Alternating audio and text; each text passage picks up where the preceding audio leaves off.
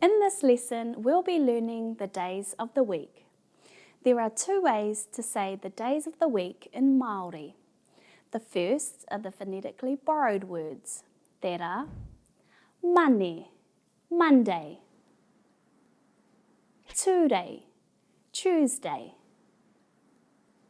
Wenere, Wednesday, Taite, Thursday, Praere, Friday,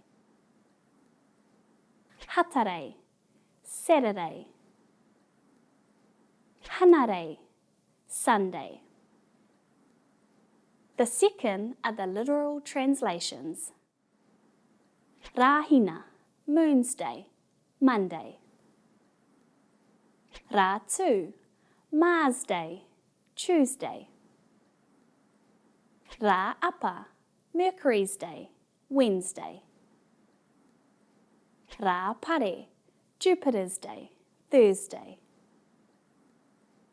Ra Mere, Venus's Day, Friday. Ra Horoi is Wash Day, Saturday.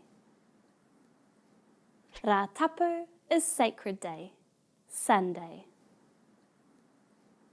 It's up to you which days of the week you use. Tēnā, karawhiua, give it a go.